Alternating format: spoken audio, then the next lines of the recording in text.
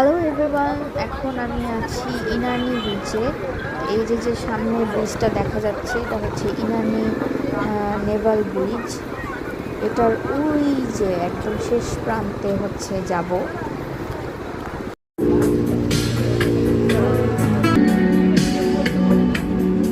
ইনানি নেভাল ব্রিজটা আসলে বাংলাদেশের নৌবাহিনীর মহড়ার জন্য বানানো হয়েছিল, কিন্তু এখন এটা একটা পর্যটকদের দর্শনীয় স্থান হিসেবেই পরিচিত।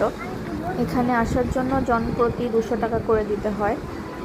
এই যে এই সময়টা খুবই সুন্দর বিকেলবেলা, আর হচ্ছে চারিদিকে একটা প্রশান্তি বিরাজ করছে।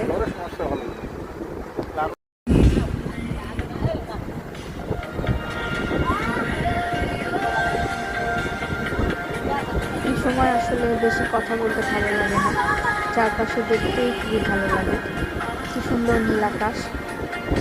এটা একদমই সি পার্লের পাশে।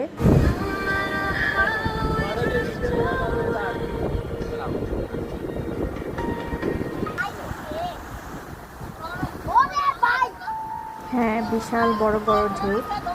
আর আমরা এখনও বিচের কাছাকাছি আছি, এই জন্য ঢেউগুলো ওইভাবে বোঝা যাচ্ছে। আমরা যখন আরও ভেতরে ঢুকে যাব তখন সাগরটা একটু শান্ত মনে হবে আমাদের কাছে। কি সুন্দর সূর্যাস্ত যাচ্ছে। আর এটা দেখা যাচ্ছে, এটা হলো বে ওয়াচ।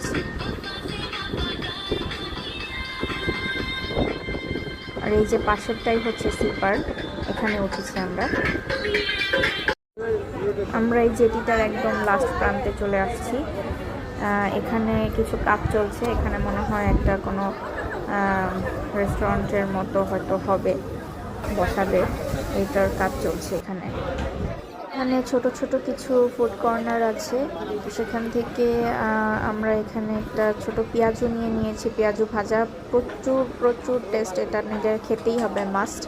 আর এখানে আসলে এই ডরি ফিশটাও অনেক মজার, এটাও খেলাম। ডরি ফিশ ফ্রাই, অনেক সুন্দর চাঁদ উঠেছে। এরকম একটা সময়ে ওয়েদারে চা খাওয়া মাস্ট। এখানে প্রচণ্ড বাতাস, অনেক ভালো লাগে। বসে থাকলে মনে হয় যে বসেই থাকি, কিন্তু ফিরতে তো হবেই। তো এখন হচ্ছে ফেরার পালা।